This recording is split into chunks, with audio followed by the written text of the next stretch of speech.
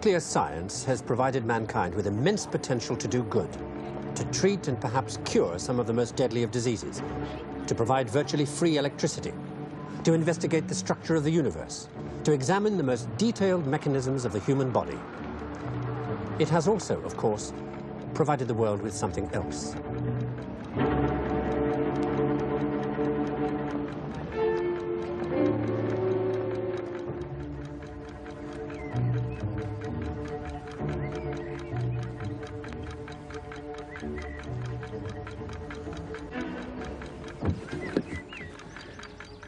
This is the nightmare of the second half of the 20th century.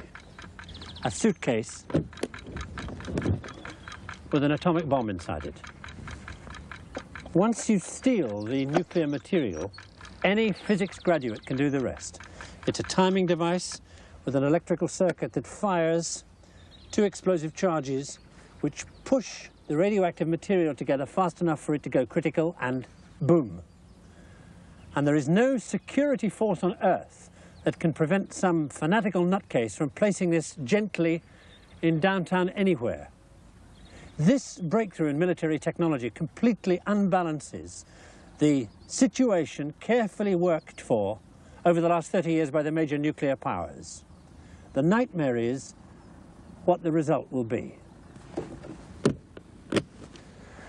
One of the results of the breakthrough in military technology that happened here was that I'm speaking to you in English instead of a language closer, say, to Dutch, because this is the site of the Battle of Hastings in 1066. That abbey up there was built to commemorate the event.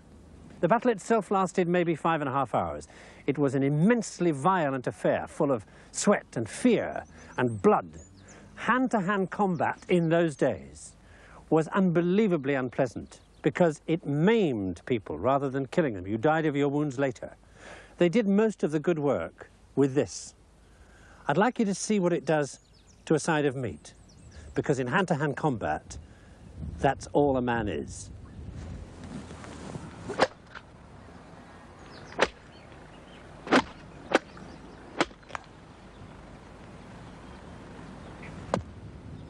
On a bitterly cold morning on October the 14th, 1066, about 16,000 men began to do that as hard and as desperately as they could to each other in this field here.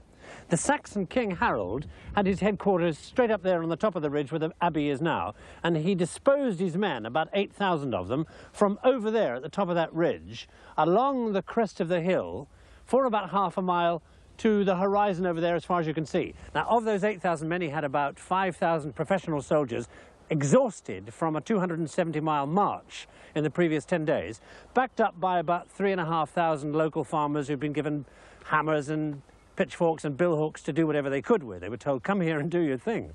Now, in front of him, in front of Harold, about 150 meters down the hill, ranged also along left to right, were the troops of William the Conqueror. 8,000 men again, but all battle-hardened, well-trained troops. 1,000 archers, 4,000 heavy infantry, and 3,000 cavalry. Okay, the battle went on all morning. Nobody could make any headway going up. The Normans could get nothing against the Saxons, who just stood there and fought them to a standstill all the time. Around noon, everybody stopped. They pulled apart, they picked up their weapons, they had something to drink, something to eat, and at about 3 o'clock they started again. And this time, William sent his cavalry straight up the hill at the Saxon shield wall. It banged up against it and got no further. And they fought and fought and fought until finally the Norman cavalry began to pull back. And it was then that the Saxons made their real mistake.